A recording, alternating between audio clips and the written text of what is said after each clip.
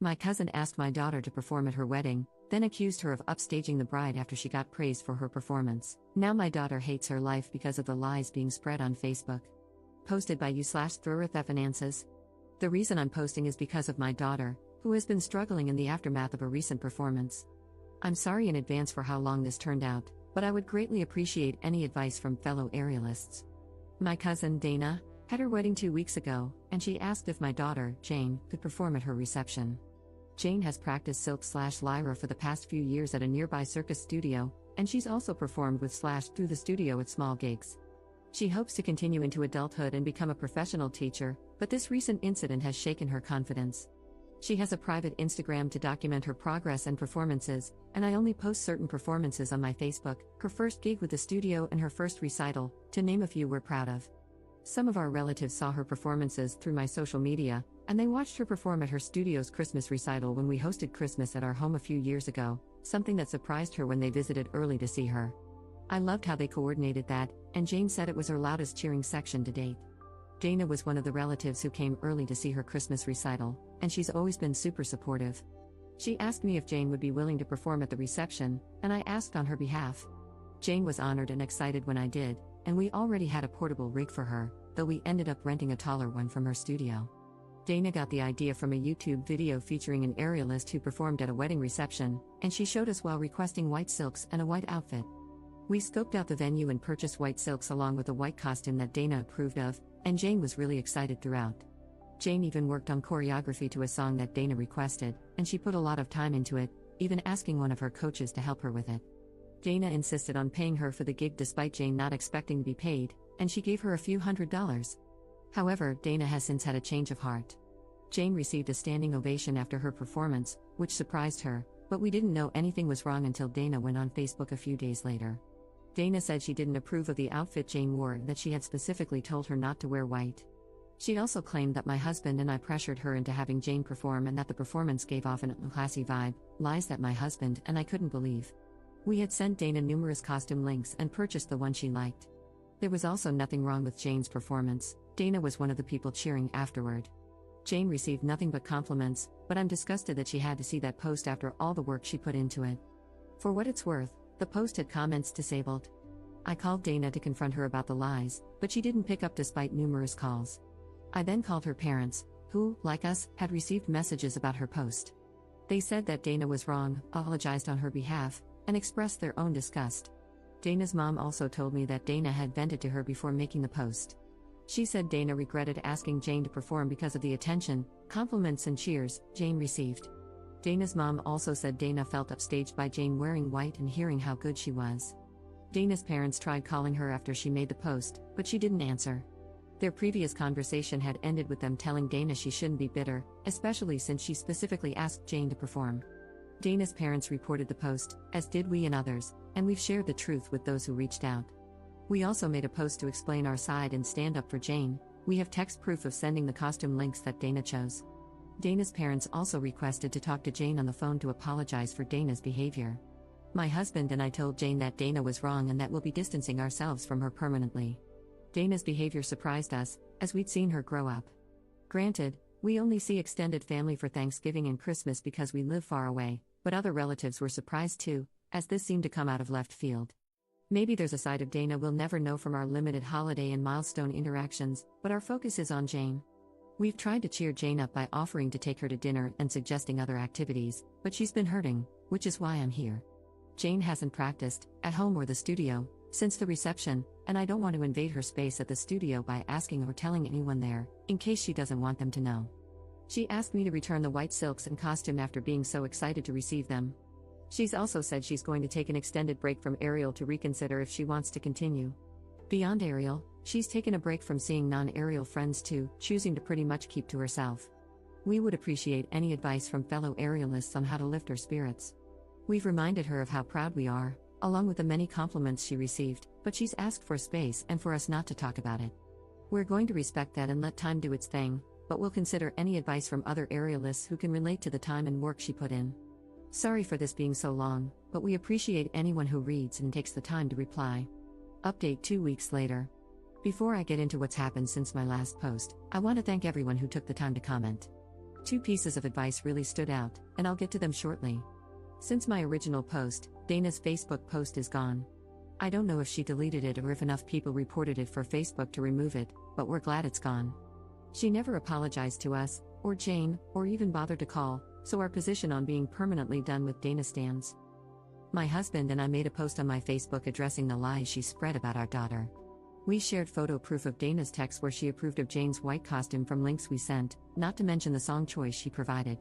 Better yet, Dana's mother reposted it on her account, which really surprised me. Dana's mother wrote that they loved Jane's act and disapproved of Dana's actions. My husband and I also made sure Jane was okay with us addressing it on Facebook, and she said it was fine. Normally, I wouldn't use Facebook to address drama if it were aimed at me. But since this involved a grown adult attacking a minor, we felt the need to address it publicly because she disparaged her publicly. Jane will remember whether we stood up for her or not years from now. I had a chance to speak with Dana's mother on the phone since my original post, and she spoke to Dana again. Dana reiterated that she regretted asking Jane to perform, but she harped on the standing ovation, which bothered her the most. Dana told her mother she expected Jane to get some polite applause, but the overwhelming response really set her off. She expected the loudest cheers to come when she and her husband entered the reception, but instead, they went to Jane. Dana and her husband also received a great reception when they entered, but Jane's performance did too, and Dana didn't expect that. Even Jane was surprised by it. She'd never received a standing ovation for a solo act before. Dana's mother believes that if Dana had asked someone else to perform and they received a similar response, Dana's jealousy would have been the same. Someone suggested seeing if Jane would be interested in speaking to a therapist, given how hurtful Dana's comments could be for a teen. Jane said she's open to it as long as it isn't a counselor at school because, for now, she doesn't want anyone at school or her studio to know about the incident. She vaguely told the coach who helped her choreograph that it went fine. We'll respect her privacy request since it's her right to control the narrative. In the same vein, I suggested therapy for Dana to Dana's mother, as her reaction might stem from a deeper insecurity, and she said she'd ask. Another suggestion was the possibility of Dana's husband, or someone else, making an inappropriate comment to Jane during the reception, which might explain why she shut down and avoided friends or practice in the days before Dana's post. My husband decided to ask her, and Jane said no. If something did happen, perhaps she'd feel more comfortable telling a therapist in time. On the bright side, Jane said she might want to try a different aerial studio because she doesn't want to answer questions about how it went or share a video at her home studio. We'll help her find somewhere new as she asked. We hope she doesn't permanently leave her current studio because she has friends and supportive coaches there, and she performs with that studio's troupe at festivals and gigs. However, I completely understand the need to sometimes go somewhere new for a break, and we hope that helps her. She hasn't decided for sure yet, but if she does, we'll support her. She still wants an extended break from aerial in the meantime. Even if when she goes back, she said she may never want to perform again and would rather practice leisurely. That's one reason she doesn't want to return to her home studio, where she's part of their troupe. She asked if we tell her troupe coach that she won't perform with them anymore if it comes to that. If that's what she wants down the road, we will. Hopefully, time heals this wound and helps her at least keep the friends she has there, but all we can do is hope. Second update 1 month later. This is going to be the last time I update, and I want to thank everyone who gave advice. In my last post, I mentioned that Jane said she'd be open to talking to a professional as long as it wasn't anyone from her school, and we agreed to accommodate her. However, she changed her mind shortly after and said she wanted to talk to her coach instead, whom she had been brushing off since the reception and being vague about how it went. She and her coach put a lot of time into choreographing the act for Dana, and she didn't even charge her for the sessions to do so. Her coach is also part of her circus studio's performing troupe and has always been supportive and understanding. We supported her decision to talk with her coach, and they had an in-person conversation. It was after they spoke that Jane came to me, following her coach's suggestion to do so. I'm going to be somewhat vague about certain details of our discussion. She also asked to speak to me first before we talked to my husband, and that's what we did. Jane opened up about how Dana sent a private message to her Instagram the day after the reception, but to her personal Instagram, not her private circus one. Dana's private message was just as bitter as her Facebook posts but much more hurtful. Dana called Jane derogatory sexual terms in her message, and I can't express how angry my husband and I still are. Jane said she was surprised upon receiving the message. Dana had always been supportive of her craft, even giving her a standing ovation along with her husband. Looking back, Dana probably did so because everyone else was doing the same. Dana also wrote that Jane only received the ovation because they were family who were biased and couldn't tell the difference between a good and bad aerialist.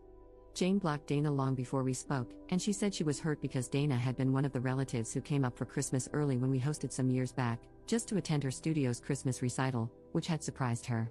We all went out to dinner afterward, too. My husband and I tried our best to remind her that Dana's reaction was a reflection of her insecurities rather than anything Jane did. If the best man had given a speech that garnered the same reaction, Dana would have directed her vitriol at him instead. Jane said she understood that it wasn't her fault, but there was more in Dana's message that hurt her confidence, such as bodily comments that were disgusting. She said she might return to Ariel at some point, but that she still needs time and is unsure about performing again compared to just doing it leisurely. We told her, among other things, that we commended her decision to speak with her coach and that we'll respect her ultimate decision. Jane also said that she didn't tell us immediately because she wasn't sure if she wanted further drama with Dana if we told her parents about the message. However, after some time, she said she actually wanted us to tell them because she felt that Dana deserved repercussions for it. She said she was surprised that Dana's parents had called her out publicly, on Facebook, without knowing about the message, so that made her feel comfortable with us telling them. Jane also saved a screenshot of Dana's message. While we agreed to tell her parents, we suggested that she delete it afterward because it's not good to carry around hurtful things. She's also still open to speaking to a professional about the other aspects of Dana's message that hurt her deeply, as long as it's no one from her school. We are currently in the process of finding a therapist who can help with some of the insecurities that led to her shutdown in the weeks after the performance. I honestly cannot thank her coach enough, but I just want to touch on a few more things that were suggested in comments. I received a few DMs saying we were just as bad as Dana for addressing her lies on Facebook, so I want to be clear. My husband and I rarely use Facebook, and if someone had started drama with me on a Facebook post, I wouldn't use Facebook to address it personally. I'd opt for a call instead. However, since Dana disparaged a minor publicly with lies regarding costumes we had text proof of her approving, we felt the need to post those messages proving she had signed off on them.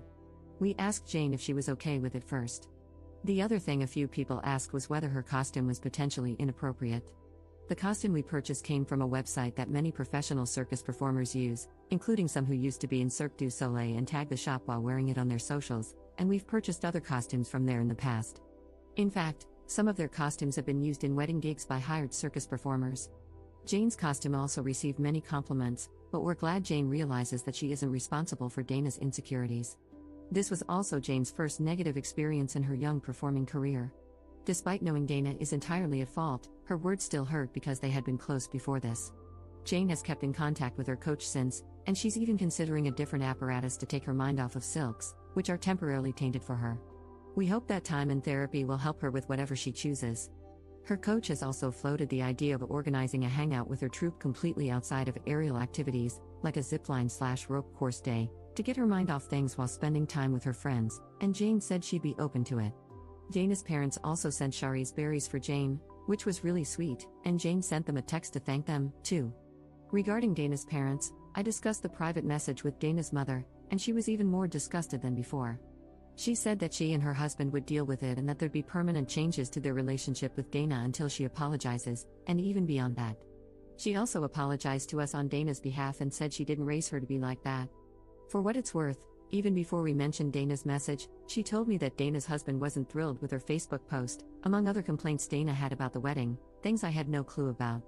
She also mentioned that she's not sure if Dana and her husband will be together much longer due to other issues, but I'll keep this focused on Jane and hope that she comes back to Ariel someday, or even chooses a different apparatus if that feels right for her.